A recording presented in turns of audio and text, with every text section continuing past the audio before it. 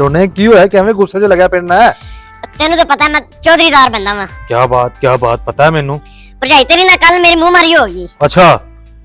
काम तो जान लगना यार सवेरे रोटी देंदी कदी मिर्च तेज होंदी कदी मसाला तेज होंदा अच्छा मैं फिर उन्हें आख्या हुन ते मैं काम ते चलना वा हाँ मन वापसी आ लंदे या फिर तू नहीं ते या फिर मैं नहीं। क्या बात चौधरी क्या बात फिर बस मैं काम तो आया वा हाँ आंदे नु घर एक बंदा बैठा सी बंदा बैठा फिर जान पहचान होंदी भी जारी का तलक बाय से हुंदा भी चोर बस फिर मैं बुआ खड़काया बुआ ना खोले अच्छा मैनू अंदरों पूछे कौन है बे तू ले दस तेरी मद्दू सलाम की कहना मैनू कौन है बे तू कौन होना पूछन वाला तू कौन होना पूछन वाला ए यार दा काम चेक कर मैं उन्हें आख्या मैं चौधरी अरसलान हां। अच्छा मैं अगले दिन दी सुन ला फिर नहीं ठीक है बस रहने दे नहीं सुन ले अच्छा अगले दिन उनका भरा आ गया घर अच्छा साला मेरा साला तेरा आ गया हां ਉਹਨੇ ਮੈਨੂੰ ਆਖਿਆ ਵੀ ਮੇਰੀ ਭੈਣ ਦਾ ਮਹਿਮਾਨ ਆਇਆ ਤੇ ਤੂੰ ਉਹਦੀ ਬੇਇੱਜ਼ਤੀ ਕਰ ਦਿੱਤੀ ਬੱਲੇ ਆ ਤੇਰੇ ਹਾਂ ਵੇਖ ਤੇ ਕੰਮ ਚੈੱਕ ਕਰ ਬੱਲੇ ਅੱਛਾ ਫਿਰ ਮੈਨੂੰ ਆਂਦਾ ਤੂੰ ਉਹਦੀ ਬੇਇੱਜ਼ਤੀ ਕਰਤੀ ਮੇਰੇ ਕੋ ਛੁਰੀਆਂ ਨਾ ਖਾ ਲਵੀਂ ਅੱਛਾ ਮੈਨੂੰ ਕਹਿੰਦਾ ਛੁਰੀਆਂ ਨਾ ਖਾ ਰਹੀ ਤੂੰ ਉਹ ਤੇਰੀ ਬੇਇੱਜ਼ਤੀ ਤੂੰ ਕੌਣ ਹੈ ਗੱਲ ਕਹਿਣ ਲੱਗਾ ਤੂੰ ਕੌਣ ਹੈ ਇਹ ਇਤਵਾਰ ਵਾਲੇ ਦਿਨ ਦਾ ਵਾਕਿਆ ਹੀ ਅੱਛਾ ਚੌਧਰੀ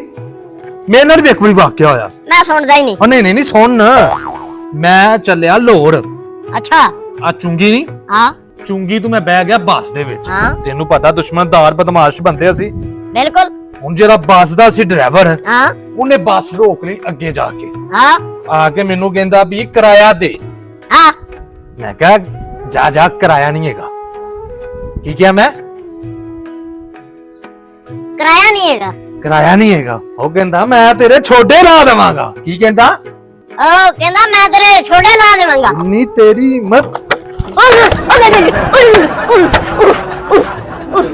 ਕਹਿੰਦਾ ਛੋਡੇ ਲਾ ਦਾਂਗਾ ਮੈਂ ਉਤਰ ਪਿਆ ਬੱਸ ਤੋਂ ਹਾਂ ਜ਼ਹਿਰੀ ਗੱਲ ਉਤਰਨਾ ਹੀ ਸੀ ਮੈਂ ਕਿਹਾ ਇੰਨੀ ਹਿੰਮਤ ਮੈਂ ਬੱਸ ਤੋਂ ਥੱਲੇ ਉਤਰਿਆ